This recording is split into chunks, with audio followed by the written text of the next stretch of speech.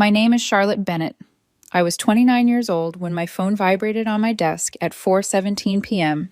on a Thursday and quietly split my life into a before and after. I remember the time because I checked it twice, not out of panic, but habit. I was still at work, staring at a spreadsheet I'd already reviewed 3 times. The office humming with that late afternoon lull where everyone pretends they're busy while mentally packing up for the day. The text was from my boyfriend. "We need to talk. I think I need a break to figure some things out." I didn't open it right away.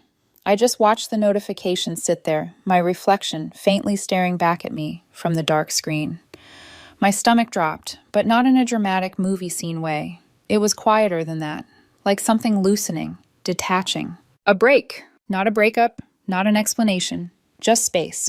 We'd been together for 2.5 years, separate apartments, but most nights spent together, clothes in each other's closets, toothbrushes by the sink, conversations about moving in sometime next year, said casually, like a plan already halfway decided. Normal relationship stuff. And for the past 6 weeks, something had been off. He'd been distant, always on his phone, more nights out, later replies. The kind of changes you notice but talk yourself out of confronting because you don't want to be the paranoid girlfriend.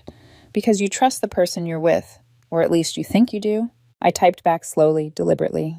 Okay, take the time you need. 6 words, no questions, no pleading, no accusation. If he needed space, fine. I wasn't going to beg someone to stay. I hit send and leaned back in my chair, already bracing myself for whatever this break was actually going to mean. 3 minutes later, my phone buzzed again. Same contact, same calm font, different reality. Also, the woman I've been seeing is pregnant. It's not yours. I've been seeing someone else. I'm really sorry, but I thought you should know. I read it once, then again, then a third time, slower, like maybe the words would rearrange themselves into something less final if I gave them enough time. They didn't. The woman I've been seeing, pregnant, not yours. I didn't cry. I didn't gasp. I didn't feel anger rush in the way movies tell you it should. Instead, everything went cold. Not numb, clear, like someone had flipped a switch and shut down every unnecessary emotion, leaving only the parts of my brain designed to keep me functional. Survival mode. My mouse was still in my hand. I hadn't moved. A coworker passed behind my chair, paused, and leaned closer. "Charlotte, you okay?" I looked up, surprised my face still worked. "Yeah," I said. "Just need a minute." What I didn't say was that my relationship had just ended in 2 text messages, and somehow I'd skipped straight past heartbreak into something sharper, something focused. I took a screenshot. Both messages, timestamps visible, no missing context, no space for denial. I stared at the image for a long moment before typing my final reply. "Congratulations on your new journey. I wish you the best." I hit send, then I blocked him. Phone, Instagram, Facebook, everywhere. 30 seconds and he was gone. No dramatic confrontation, no screaming phone call, no drawn-out goodbye, just silence. But here's the thing about my now ex-boyfriend. He came from a very traditional family. Catholic, devout, structured, the kind of household where reputation mattered and mistakes followed you. His father was a retired Marine, a man who spoke calmly but carried authority in his voice, a man who shook hands firmly and believed in accountability. He went to church every Sunday, talked about responsibility like it was a moral obligation, not a suggestion. He'd always been kind to me, invited me to family cookouts, asked about my job, told me once, quietly, that he respected how I carried myself, that I was good for his son. I think he'd assumed I'd be around for a long time. And now his son had been cheating, had gotten another woman pregnant, and thought a break text would soften the blow. I stared at my phone again. I didn't feel vindictive. I didn't feel cruel. I felt finished. I opened a new message. His father's contact was still there. I attached the screenshot, the same one I'd saved seconds earlier, and typed carefully. "Sir, I thought you should see this. I'm sorry it had to come from me. Take care." I didn't add commentary. I didn't explain. I didn't defend myself. I hit send. Then I turned my phone to silent, shut down my computer, and walked out of the office like it was any other Thursday. The drive home felt surreal. Windows down, city noise blurring past, my hands steady on the wheel. No tears, no shaking, just the strange calm that comes when something painful is already over before you've had time to argue with it. At home, I changed into comfortable clothes, ordered takeout, and sat on my couch staring at a blank TV screen. I slept that night, deeply. What I didn't know, what I couldn't know yet, was that I'd just triggered a chain reaction, one that would light up my phone, tear through an entire family, and expose just how far my ex was willing to go to avoid owning the truth. But that would come later. For now, all I knew was this. I had told the truth. I had protected myself. And whatever happened next wasn't mine to carry anymore. I woke up the next morning to silence. No buzzing phone, no vibrating nightstand, no half-asleep panic. For a brief, disorienting moment, I wondered if I'd imagined everything. If the texts, the confession, the screenshot, if all of it had been some elaborate stress dream my brain had cooked up after a long week. Then I rolled over and saw my phone. 83 notifications, 23 missed calls, 14 voicemails. I exhaled slowly. So, it had begun. I didn't touch anything right away. I showered, made coffee, let the steam fog the mirror, while my mind stayed strangely clear. I knew, on some instinctive level, that once I opened my phone, I'd be stepping into chaos. And I wanted to meet it awake, grounded, not reactive. When I finally sat at my kitchen table and took my phone off silent, the screen lit up like it was alive. Most of the messages weren't from him. They were from numbers I didn't recognize. One text read, "Answer your phone. This is serious." Another, "Charlotte, this is his mother. We need to talk like adults." Another, less polite, "You had no right to tell his father. You ruined his life." I didn't respond to any of them. I scrolled. Missed calls from private numbers. From a friend of his I barely knew.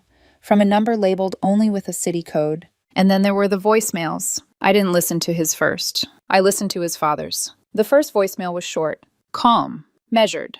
"Charlotte, this is Mr. Reynolds. I received your message. I need to confirm a few things. Please call me when you can." No anger, no accusation, just gravity. I sat back in my chair, fingers tightening around my coffee mug. The second voicemail came an hour later. "I've spoken to my son. He confirmed what you sent me is true. I appreciate your honesty. This is no longer your burden." That one landed heavier. The third voicemail came late that afternoon. "I'm sorry you were put in this position. You did the right thing.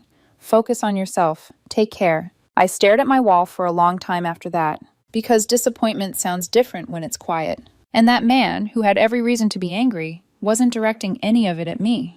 When I finally checked the rest of the messages, the pattern became clear. My ex had gone into full panic mode the moment his father confronted him. He'd tried to call me from his phone, then his friend's phone, then his mother's phone, each attempt more frantic than the last. One voicemail started apologetic. "Charlotte, please, we need to talk. I didn't mean for it to come out like that." Another turned sharp. "You had no right to go to my dad. That was private." Another dissolved into blame. "You didn't even give me a chance to explain." I deleted them all without responding. Because here's the thing, no one likes to admit. There was nothing left to explain. By Friday afternoon, pieces of the story started reaching me indirectly. His mother had contacted the woman he'd been seeing. A coworker, apparently. Someone he'd told a very different version of events to. According to what filtered back through mutual acquaintances, the woman admitted they'd been sleeping together for months. When asked about the pregnancy, "It could be his," she'd said. "But I don't know, and I'm not ready for this." Classic. He'd wanted the secrecy. She'd wanted the fantasy. Neither wanted the consequences. And now everything was out in the open. Late Friday evening, I finally listened to one voicemail from his mother. Her voice was tight, controlled, like someone holding a lid on something boiling. "Charlotte, while we are disappointed in how this situation unfolded, we understand that you were betrayed. Our son made choices. We won't be bothering you again." It was professional, cold. Exactly what you'd expect from people who'd just discovered their child wasn't who they thought he was. But my ex wasn't done. That night, a new message came in from yet another number. "You didn't have to tell my dad. You destroyed my relationship with my family. They won't even look at me," he cried. "Because of you. I hope you're happy." I stared at the screen, something inside me finally stirring. Not guilt, clarity. I replied once. "You destroyed your relationship with your family by cheating and getting another woman pregnant. You destroyed our relationship the same way. I told the truth. Lose this number." Then I blocked it. Again. I slept that night too. But somewhere between Friday and Sunday, I started to realize something unsettling. This wasn't just fallout. It was a rewrite. My ex wasn't just panicking. He was reshaping the story, framing himself as overwhelmed, confused, pressured. And me? I was becoming the villain. The woman who overreacted. The woman who went nuclear. The woman who couldn't keep things private. I didn't know yet how far he'd take that narrative, but I was about to find out. Sunday afternoon, 5 days after everything fell apart, my phone buzzed again. This time it wasn't a random number. It was his younger sister. We'd always been on decent terms. She wasn't dramatic, didn't rush to defend him the way the rest of the family usually did. If anyone in that house still cared about the truth more than appearances, it was her. Her message was careful. "Hey, Charlotte, can we talk? I'm not trying to take sides. I just want to understand what actually happened." I hesitated. I was already tired of explaining myself, tired of being the reasonable one, tired of carrying emotional labor for a situation I didn't create. But something about her wording felt honest. So I replied, "Okay." She called a minute later. "I'm not here to argue," she said quickly. What he's been saying doesn't fully make sense." So I told her exactly what happened. Not emotionally, not defensively. Just the timeline. The distance, the break text, the follow-up message, the confession that another woman was pregnant. My response, the screenshot, why I sent it to their father. I didn't interrupt myself to justify anything. I didn't soften it. I didn't exaggerate. When I finished, there was silence on the line. Then she said quietly, "Yeah, that's not what he told us." I exhaled. "What did he tell you?" "That you pressured him. That you basically forced him to confess by threatening to tell our parents if he didn't." I actually laughed. Not out of humor, out of disbelief. "I didn't threaten him," I said. "He volunteered that information. I have screenshots." There was no hesitation. "Can you send them to me?" I did. Both messages. Clear timestamps. 3-minute gap. No messages from me in between. A few moments passed before she responded. "Wow, he's straight up lying." That was when I realized something important. This wasn't panic anymore. This was damage control. He wasn't trying to take responsibility. He was trying to recast himself as overwhelmed, confused, pressured by a woman who overreacted. His sister called me back. "I'm going to show them," she said. "Mom, Dad, everyone. They need to see this." "You can," I replied calmly.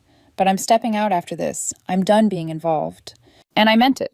Tuesday night at around 9 p.m., someone started pounding on my apartment door. Not knocking. Pounding. I froze on my couch, my body instantly alert. Then I heard his voice. Raised, frantic, angry. "Charlotte, open the door. You can't just do this to me." I didn't open it. I didn't answer. The noise continued long enough that I heard movement in the hallway. A neighbor's door opened, then closed again. A few minutes later, I heard sirens. When the police arrived, he immediately shifted tone. Suddenly calmer, suddenly emotional. "She's my fiancée," he told them. "We had an argument. She locked me out. All my stuff is in there." I opened the door then. Slowly, steady. "Officers," I said. "We broke up last week after he admitted he cheated and got another woman pregnant. He does not live here. This is my apartment. My name is the only one on the lease." I handed them my phone. The texts, the dates, the timeline. One officer read quietly. The other asked him a few questions he clearly wasn't prepared for. "Sir," the officer finally said, "you need to leave. This is not your residence." "But my things," he tried. "I already packed them," I said. I went inside, grabbed the bag I'd prepared days earlier, clothes, toiletries, nothing more, and handed it over. He dug through it, agitated. "Where's my tablet?" he demanded. "You're keeping it." "You never brought a tablet here," I replied. The officer looked at him. "Do you have proof you left one here?" He didn't, because there wasn't one. The officers escorted him out and warned him not to return. As they walked him away, he turned back and shouted, "You're going to regret this. My family has lawyers." One of the officers muttered, almost bored, "Everyone has lawyers." After they left, I filed a report, not because I was afraid, but because men who lie when cornered don't usually stop at one version of reality. And I had a feeling this wasn't over yet. By Wednesday, the lies had momentum. That's the dangerous thing about a half-truth told early. It doesn't need to be convincing. It just needs to be first. Once people emotionally invest in a version of events, facts feel like interruptions instead of corrections. I found out how far his version had spread without asking. A mutual acquaintance messaged me late that afternoon. "Hey, I don't want to get involved, but I figured you should know what's being said about you." I didn't respond right away. Another message followed. "He's telling people you went to his dad to punish him, that you were angry and wanted to humiliate him, that you're trying to ruin his reputation."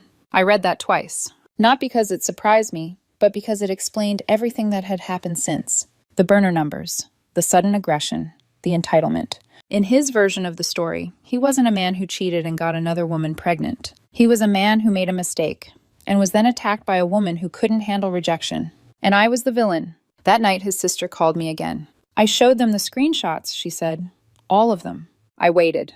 My dad didn't say much, she continued, but he asked him to explain the 3-minute gap, asked why there was no message from you in between, asked why the pregnancy came up only after the break text. I could picture it perfectly. A man who valued structure, confronted with a timeline that didn't bend. He didn't have answers, she added quietly. I closed my eyes. Thank you for telling me, I said, but I don't want updates anymore. I understand, she replied. I just wanted you to know the truth is out now. He can't rewrite it anymore. She was wrong about that. He could rewrite it. He just couldn't rewrite it inside his family. Outside of that, he was still trying.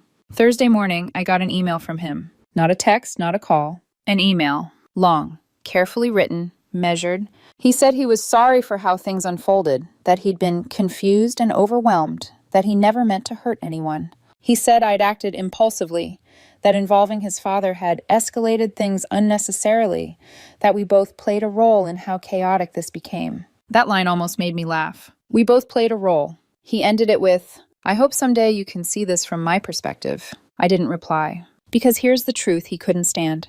There was no perspective from which cheating and getting another woman pregnant while in a committed relationship became a misunderstanding. There was no angle where that became mutual fault. By Friday, the cracks in his story started showing publicly. People talk, coworkers notice, friends compare notes. The woman he'd been seeing, the one who was pregnant, was suddenly very quiet on social media.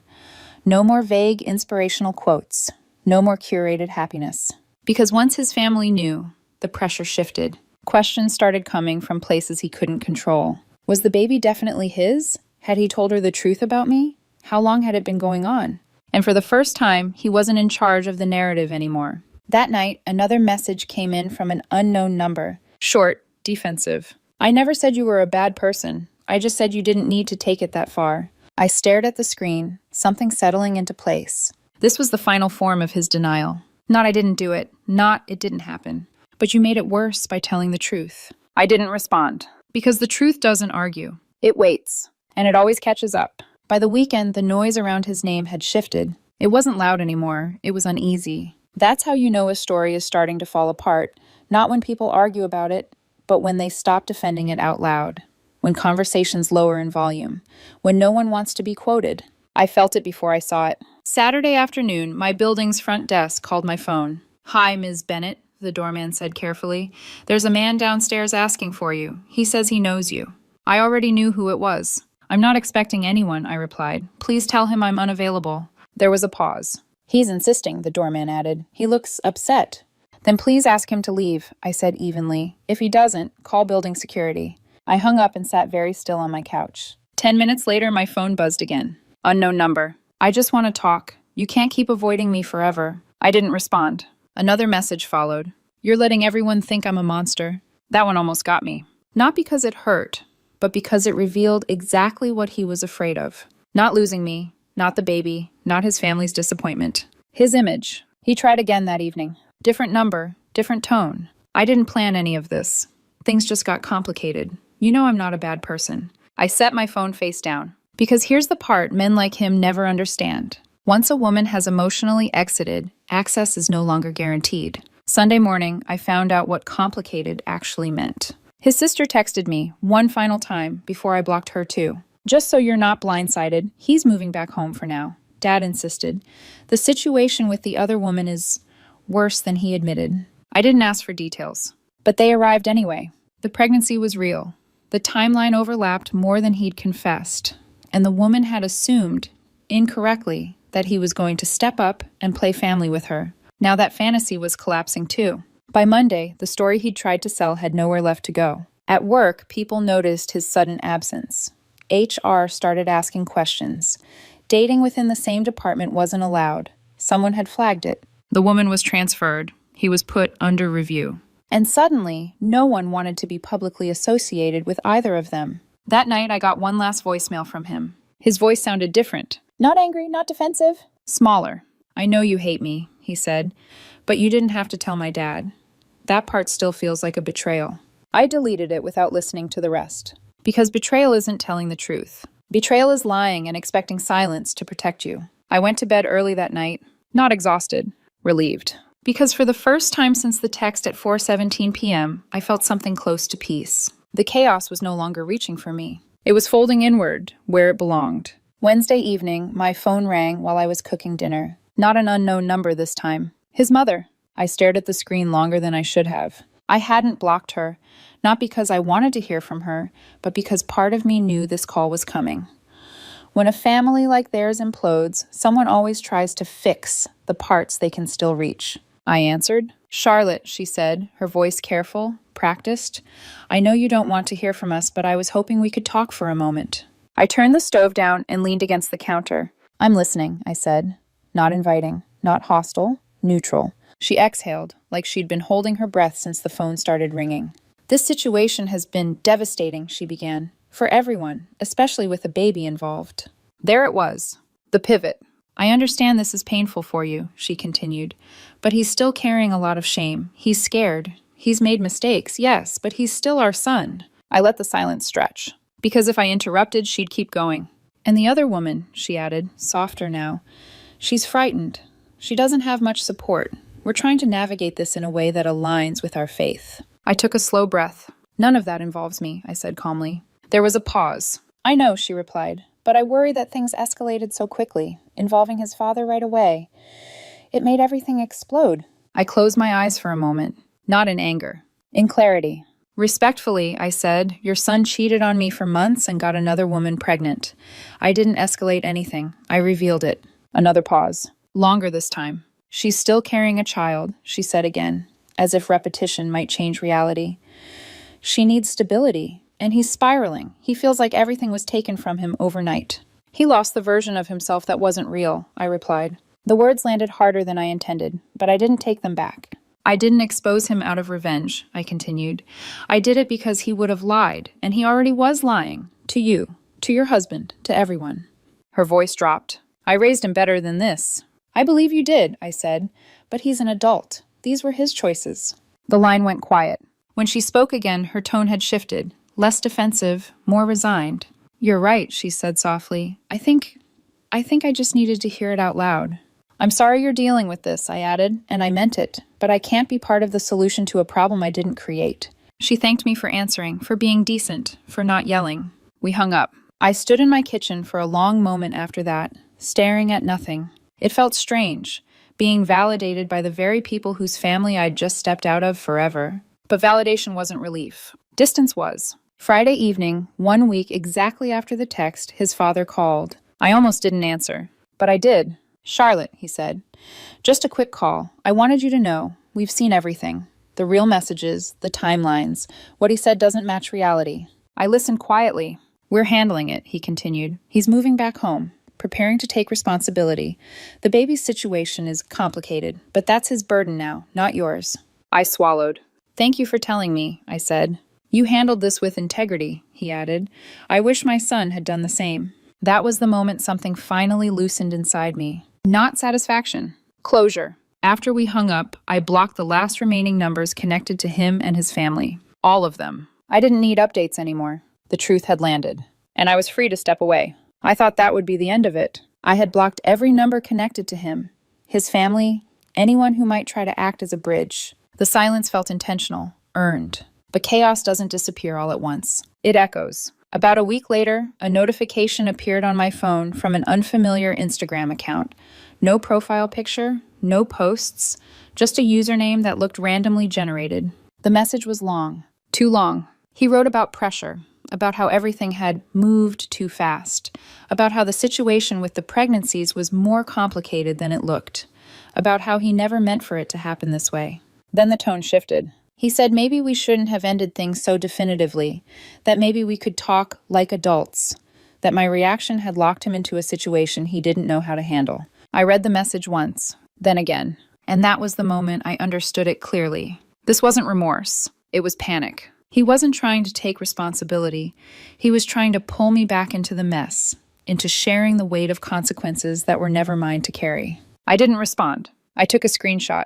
Then I blocked the account. No forwarding, no commentary, no engagement. 2 days later, he tried again, this time through LinkedIn.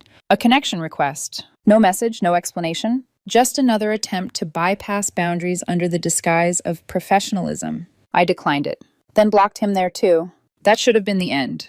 But desperation makes people reckless. The following weekend, I received a message on Facebook from a name I recognized immediately, the woman who was pregnant. The message was careful, measured. Charlotte, I know this is inappropriate, but I wanted you to hear it from me. I didn't know he was still with you when we got involved. He told me things were basically over. I'm not asking for anything. I just wanted to say I'm sorry. I stared at the screen for a long moment, not because I doubted her, but because I recognized the pattern. Even now, responsibility was being redistributed, shifted sideways, softened. I replied once, "Please don't contact me again." Then I blocked her. That was it. No more screenshots, no more explanations, no more messengers. The story no longer belonged to me. What happened next reached me indirectly, the kind of information you absorb without seeking out. Quiet conversations, mutual acquaintances, the slow settling of truth. The pregnancy was confirmed. A paternity test followed. The baby wasn't his. The reality still landed hard. The woman involved panicked. She prepared for the baby alone. Financial support was discussed. Emotional commitment was not. The fantasy collapsed. My ex moved back in with his parents. Started working from home because facing coworkers felt unbearable. His father barely spoke to him. His mother hovered somewhere between disappointment and obligation. The house he grew up in became quiet. Not peaceful. Heavy. As for me, I went to therapy. Not because I was falling apart, but because I didn't want unresolved anger following me forward. I talked through the betrayal, the shock, the strange guilt I'd felt for telling the truth even though I knew it was the right thing. I reconnected with friends, fixed things around my apartment, let my life breathe again. One night, a friend asked me if I regretted sending that screenshot to his father. I didn't hesitate. No, I said, not for a second. Because if I hadn't, he would have lied. He would have rewritten the story. He would have painted himself as the victim and me as the villain. I just made sure the truth arrived first. And once it did, I walked away. The last message came when I wasn't expecting it. That's usually how they do. 2 days after everything finally went quiet, after the blocks held, after the echoes faded, I was folding laundry on a Sunday evening when my phone buzzed with a notification from an unfamiliar number. I didn't open it right away. There was something about the timing that felt intentional, like someone standing outside a locked door, waiting for the exact moment they thought you might be tired enough to unlock it. I let the phone sit there. Then I picked it up. I know you probably hate me. I just wanted to say I'm sorry for everything. You didn't deserve any of this. I handled things wrong. I hope someday you can forgive me.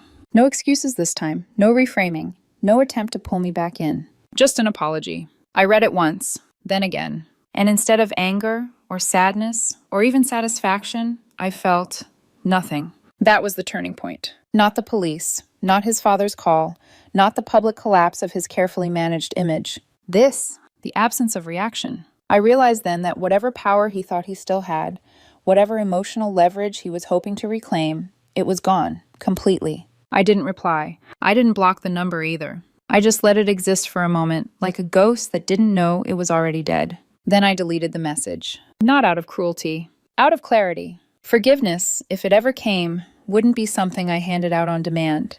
And closure didn't require a response. Later that night, I went for a walk. The city was quiet in that way it only gets when everyone else is home, wrapped up in their own lives. Streetlights hummed. Windows glowed softly. Somewhere nearby, someone laughed. Life continuing. I thought about how close I'd come to a future that would have been built on lies. How easily I could have been pulled into fixing a mess that wasn't mine. How often women are expected to be understanding, accommodating, forgiving, especially when a man claims he's learned his lesson. But learning a lesson doesn't undo damage, and remorse doesn't obligate reconciliation. When I got home, I slept better than I had in weeks. Not because everything was resolved, but because I was. 3 weeks passed. Not dramatically, not ceremoniously, just quietly. That's how things really end, not with explosions, but with distance stretching so wide it becomes permanent. I didn't hear from him again. No new numbers, no emails, no last-ditch apologies dressed up as self-reflection. The silence stayed intact. What I learned afterward came secondhand, the way information always does when you've stepped far enough away, shared in fragments, offered without emotion.